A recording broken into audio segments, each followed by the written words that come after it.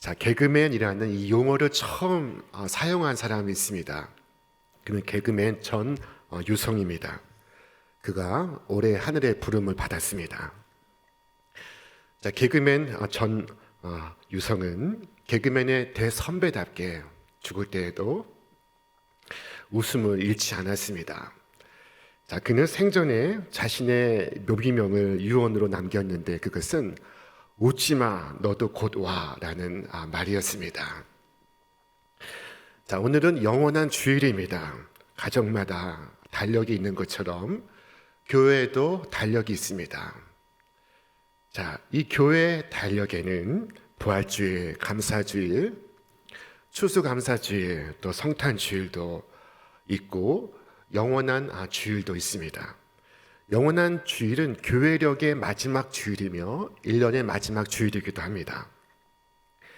이 영원한 주일에 교회는 인간의 삶과 죽음을 생각하며 그리스도의 영원한 나라를 생각합니다.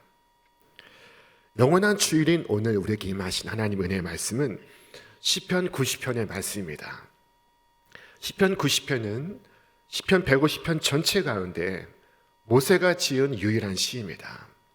그것은 가장 오래된 시편입니다.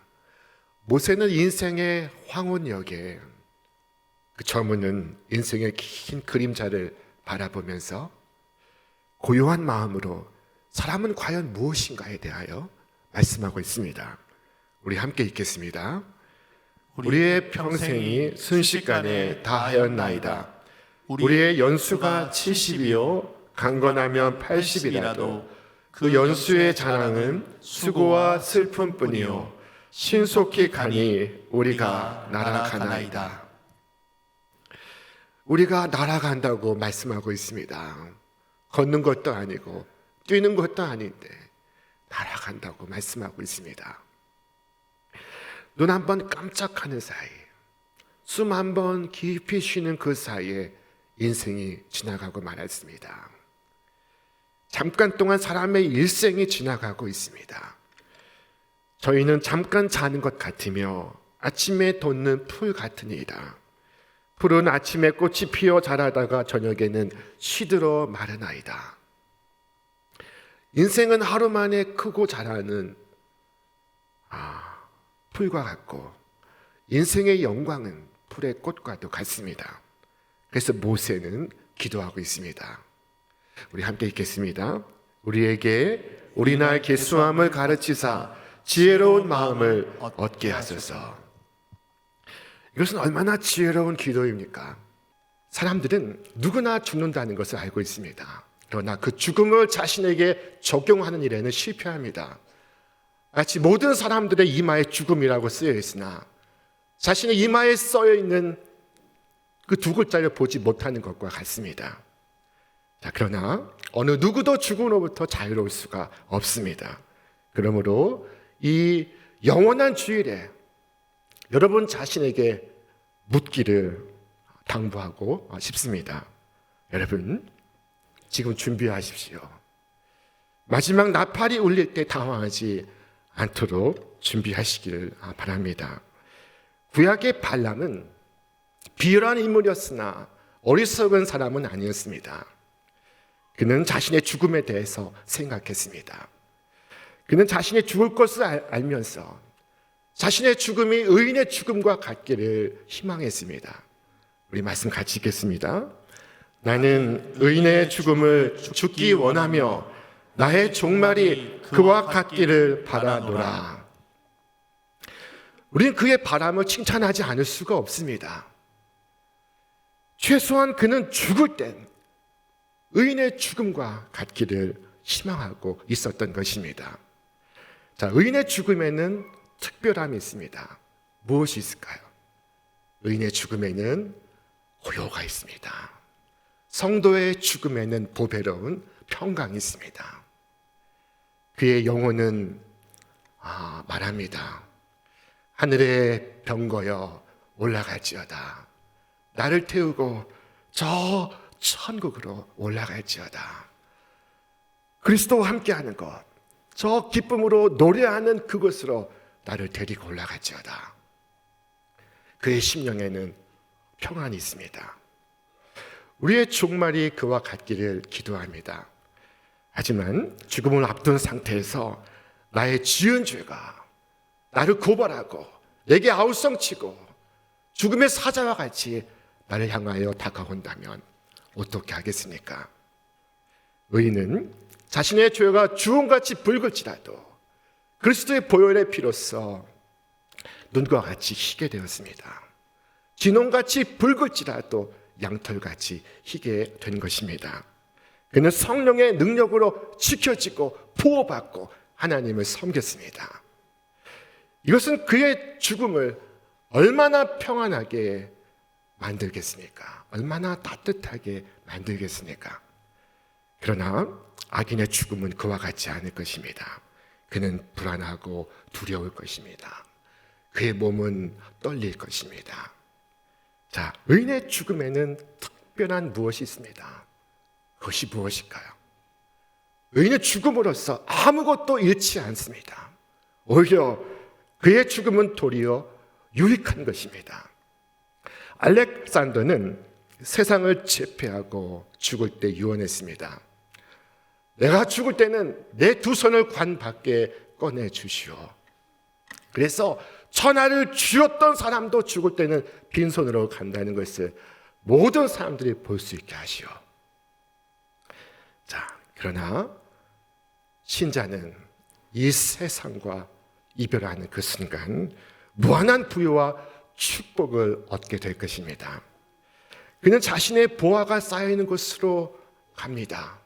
저 천성으로 나아갑니다. 하늘의 보화가 그곳에 쌓여 있습니다. 의인의 죽음을 하나님은 귀하게 보십니다. 우리 말씀 같이 읽겠습니다. 경건한 자들의 죽음은 여호와께서 보시기에 귀중한 것이로다.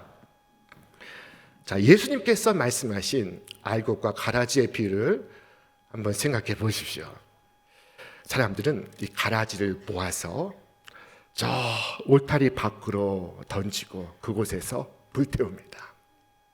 그럼에도 불구하고 아무도 아깝게 생각하지 않습니다. 안타깝게 여기지 않습니다. 가라지는 살아있는 동안 그 누구에게도 축복이 되지 못했으며 그의 죽음을 그 누구도 슬퍼하지 않습니다. 악인들의 이름은 기억되지 않을 것입니다. 그들은 곧 잊혀지게 될 것입니다. 그러나 알곡의 마지막을 보십시오. 사람들은 곡식단을 소중히 가슴에 품고 곳간으로 나아갑니다. 곡식은 귀한 것이었습니다. 그처럼 의인의 영혼은 천사들에 받들려 우리 구주의 품속에 안기게 될 것입니다. 장차 보좌에 앉으신 왕이신 그리스도께서 우리 모든 사람들이 이 세상에서 행한 일들과 그들이 시험을 어떻게 통과했는지에 관한 기록을 펼쳐 보실 것입니다. 그리고 주께서 말씀하시되 모든 사람이 둘로 나뉘게 될 것입니다. 모든 사람이 둘로 나뉘게 될 때 의인들은 그 우편에 서게 될 것입니다. 주님은 우편을 향하여 부드러운 음성으로 말씀하실 것입니다. 너희 의인들아 나아오라. 너희는 평생에 나아오기를 힘썼으니 이제 지금도 나아오라. 내 아버지께 복받은 자들이여 나와 만세 전에 너희를 위하여 예비된 나라를 상속받으라. 그리고 주님은 왼편에 악인들 향하여 말씀하실 것입니다. 떠나갈지어다. 너희는 평생에 이르기를 주여 나를 떠나옵소서. 나는 주님의 길을 사랑하지 않습니다. 말하였다. 그러므로 나를 떠나갈지어다. 주님의 말씀이 우레처럼 들릴 때 그들은 지옥의 무적행 속으로 떨어지게 될 것입니다. 자, 발람은 의인의 죽음을 죽길 바랬습니다. 하지만 그는 악을 행하다가 죽습니다. 그가 어떤 악을 행하였는지를 보십시오. 우리 말씀 같이 읽겠습니다. 발람이 발락을 가르쳐 이스라엘 자손 앞에 걸림돌을 놓아 우상의 제물을 먹게 하였고 또 행음하게 하였느니라. 이 발람은 제물을 탐내었습니다. 그리고 돈을 받고는 이스라엘을 넘어뜨리려고 그 앞에 덫을 놓았습니다. 의인의 죽음을 죽기를 바랬던 발람의 바람은 그야말로 말뿐인 바람이었던 것입니다. 그의 삶은 악하기 그지 없었습니다. 이 단순한 바람이 얼마나 무익한지를 보십시오. 단순한 바람은 아무 쓸모없는 것입니다. 발람은 그 자신의 죄에 대하여 엄중한 심판을 받습니다. 훗날 자신의 죽음을 앞둔 모세는 이스라엘 백성을 향하여 신신당부합니다. 우리 말씀 같이 읽겠습니다. 만일 당신들이 이렇게 하지 않으면 당신들은 주님께 죄를 짓는 것이요 이러한 죄를 짓고서는 당신들이 절대로 그 죄에서 벗어나지 못할 줄 아시오. 모세는 지금 어떤 죄를 경고하고 있는 것일까요? 출애굽을 한 이스라엘 백성들은 요단강 동편에 모였습니다. 그들은 요단강 동쪽을 정복했습니다. 그런데 그때 루벤 지파와 갓 지파와 므낫세 지파 중 절반이 그 땅에서 정착하기를 바랬습니다. 그들은 많은 가축을 갖고 있었고 그 땅은 가축을 먹이기에 훌륭했습니다. 그래서 그들은 그 땅을 자신들의 소유로 달라고 모세에게 요구합니다. 그림을 보십시오. 요단강 동편에 르벤과 갓과 므낫세 그 절반이 그 땅을 요구하고 있습니다. 그때 모세는 그들을 책망합니다. 아직 이스라엘은 저 요단강 건너 가나안 땅을 정복하지 못했습니다. 아직 그 땅을 밟지도 못했습니다. 그런데 그들이 가만히 앉아서 요단강 이편 땅을 향유하고 다른 지파만 요단강을 건너가면 어떻게 되겠습니까? 모세는 그와 같은 행위는 자신만 생각하는 안일한 행위이며 하나님께 대한 범죄라고 책망합니다. 그들은 마땅히 온 이스라엘과 함께 요단강을 건너 가나안 땅을 정복해야 합니다. 하나님께서 모두에게 저 약속의 땅에 들어가 가나안 족속을 몰아내라고 명령하지 않으셨습니까? 만일 르벤과 갓 지파와 므낫세 지파 중 절반이 자신들의 의무를 회피한다면 그것은 큰 죄가 될 것입니다. 모세는 그러므로 말하고 있습니다. 너희가 만일 여호와의 싸움에 나가서 싸우지 아니하면, 여호와와 그의 백성들을 위하여 싸우지 아니하면 너희는 여호와께 범죄함이니 너희들의 죄가 너희를 찾아낼 것이다. 사랑하는 여러분, 이 말씀을 깊이 상기하시기를 바랍니다. 우리 교회는 70년의 역사를 갖고 있습니다. 우리는 지금 편안과 안락을 즐기기에 좋은 곳에 위치해 있습니다. 그러나 아직 안주할 때가 아닙니다. 우리는 계속 싸워야만 합니다. 아직 정복하지 못한 땅이 있습니다. 80년, 90년, 100년을 향하여 나아가야 합니다. 하나님의 진리를 지키기 위하여 자신의 생명을 소중히 여기지 아니하고 자신이 가진 모든 것을 기꺼이 바친 이들을 기억하시기를 바랍니다. 달란트를 바꿔서 주를 위해 쓰지 않고 자신에게 주어진 이 시간을 거룩한 목적을 위하여 사용하지 않고 우리의 시간을 보낸다면 그것은 주님께 죄를 범하는 것입니다. 죄가 반드시 우리를 찾아낼 것입니다. 부디 우리가 주의 일을 행함으로써 주님께 범죄하지 않기를 주의 이름으로 축원합니다. 막연히 의인의 죽음을 죽기를 바라는 것, 그것은 무익한 것입니다. 여러분, 단순한 바람을 그치고 천국을 위하여 싸우시기를 바랍니다. 주께서 말씀하셨습니다. 우리 함께 읽겠습니다. 세례 요한의 때부터 지금까지 천국은 침노를 당하나니 침노하는 자는 빼앗느니라. 그리스도의 군사는 오늘도 천국을 위하여 싸워야만 합니다. 우리 교회는 말씀이 이끄는 교회를 목표로 하고 있습니다. 말씀 영어로 워드라고 합니다. 우리의 삶도 교회의 삶도 주의 말씀에 인도함 받기를 우리는 원하고 있습니다. 이 말씀을 의미하는 워드 하나하나의 알파벳에는 참 귀중한 의미가 있습니다. W는 예배를 의미하는 워십을 가리키고 있습니다. 우리는 첫 해에 예배 영광이 충만한 교회를 목표로 함께 나아갔습니다. 자, 그 다음 O는 목장을 의미하는 헬라어 오이코스를 가리킵니다. 우리는 나눔이 풍성한 목장 교회를 꿈꾸고 있습니다. R은 선교를 의미하는 리칭 아웃을 가리키고 있습니다. 우리는 올해 땅 끝까지 복음 전파하는 교회가 되기를 소원했습니다. 그리고 새해는 D의 해입니다. D는 제자 훈련을 의미하는 discipleship을 의미합니다. 우리는 내년 훈련의 해를 맞아서 여러 훈련 과정을 오픈을 합니다. 자, 화면에 보시는 것처럼 말씀 훈련 속엔 다양한 프로그램이 있습니다. 그 다음 기도 훈련 속엔 다양한 기도회가 있습니다. 그 다음에는 제자 훈련, 전교인 전도 훈련, 선교 훈련, 임직 훈련, 평생 교육, 그리고 마지막으로 웰다잉 교육이 있습니다. 우리는 새해 죽음 예비 학교를 신설합니다. 자, 우리 기독교 신앙은 죽음을 부정적으로 생각하지 않습니다. 오히려 죽음을 삶의 엄숙한 스승으로, 삶의 동반자로 여기고 있습니다. 초대교회는 이 죽음에 대한 묵상을 가장 중요한 영성 훈련으로 여기고 있었습니다. 교인들은 이 죽음의 순간을 묵상함으로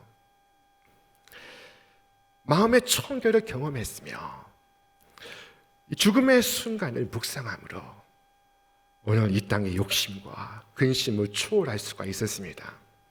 자, 죽음이 그런 역할을 하는 데는 두 가지 이유가 있습니다. 첫째는 이 죽음의 불가피성입니다. 누구도 죽음을 피할 수 없습니다. 누구도 죽음을 거부할 수 없습니다. 누구도 죽음을 대신할 수가 없습니다. 두 번째는 이 죽음이 언제 임할지 예측할 수가 없습니다. 누구도 자신이 언제 이 세상과 작별하게 될지를 알지 못합니다. 그러므로 죽음은 삶의 스승입니다. 죽음은 우리의 궁극적 삶의 의미에 도달할 수 있도록 우리를 인도합니다. 언제 죽을지 알 수 없기 때문에 하나님의 뜻을 이루기 위하여 오늘도 최선을 다합니다.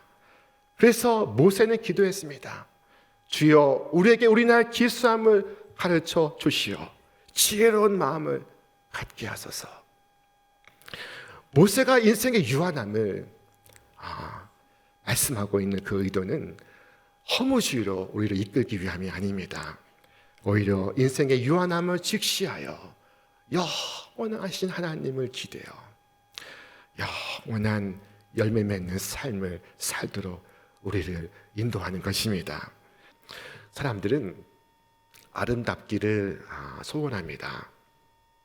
사람들은 큰 집에서 살기를 원하고 또 큰 차를 몰기를 희망하고 있습니다. 그를 위하여 얼마나 이 땅에서 많은 수고를 하십니까? 그러나 장례식에 가보십시오. 고인이 얼마나 피부가 좋았는지, 얼마나 큰 집에 살았는지, 얼마나 멋진 차를 몰았는지 결코 언급하지 않습니다. 그 어느 것도 기억되지 않습니다. 단지 고인이 얼마나 사랑하며 섬기며 봉사했는지만을 말합니다.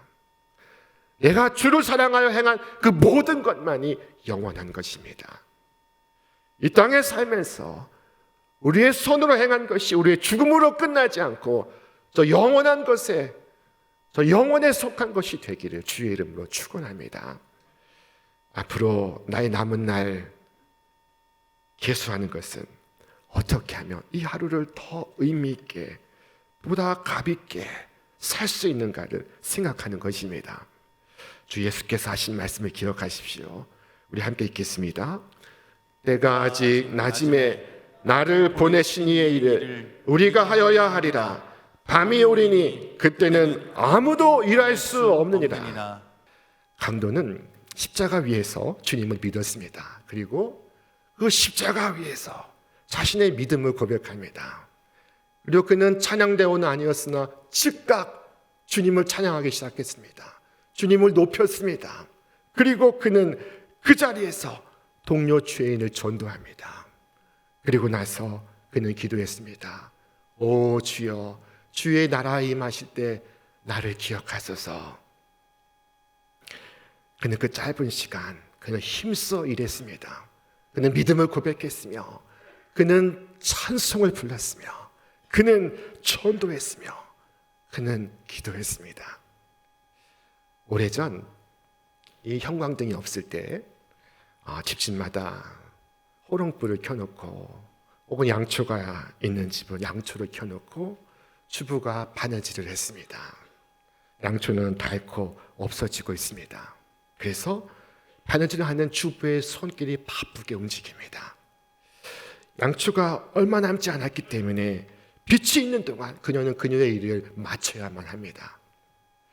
여러분, 마찬가지로 우리가 해야 할 일을 우리에게 주어진 시간 다 마칠 수 있다는 것은 얼마나 복된 것입니까? 우리에게는 한정된 시간이 주어졌음을 기억하시길 바랍니다. 자, 주께서 우리에게 말씀합니다. 우리 함께 읽겠습니다. 내 손이 이를 얻는 대로 힘을 다하여 할지어다. 여러분, 할 수 있는 한 힘을 다하여 일하시기 바랍니다. 이 영원한 주일에 여러분 스스로 향하여 고백하시기 바랍니다. 성령은 여러분에게 하나님을 영화롭게 할 마음을 부어 주시고 그 열망을 갖게 하십니다. 여러분, 성령의 역사를 소멸하지 마시기를 바랍니다. 여러분이 그 뜻을 행할 수 있는 기회를 얻었을 때 여러분의 손으로 실행에 옮기시고 힘써 행하시길 바랍니다. 삶은 복잡한 것 같아도 죽음 앞에 서면 아주 단순해집니다. 여러분, 죽음을 생각해 보십시오. 그러면 모든 것이 분명해집니다. 모든 주변적인 것은 사라지고 모든 본질만 남습니다. 가장 중요한 것만 남습니다. 여러분, 제가 오늘 생을 마감한다면 내 자신의 장례식은 어떨까를 한번 상상해 보시며 이 질문에 답해 보십시오. 첫째, 나의 장례식을 인도하는 집례자는 내가 어떤 인생을 살았다고 회고할까? 둘째, 만약에 하나님이 나에게 다시 한번 살 수 있는 기회를 주신다면 나는 어떻게 살까? 내가 꼭 해야 할 세 가지는 무엇일까? 여러분이 영원한 주일에 저 영원을 위하여 열매 맺는 삶을 사시기를 주의 이름으로 축원합니다.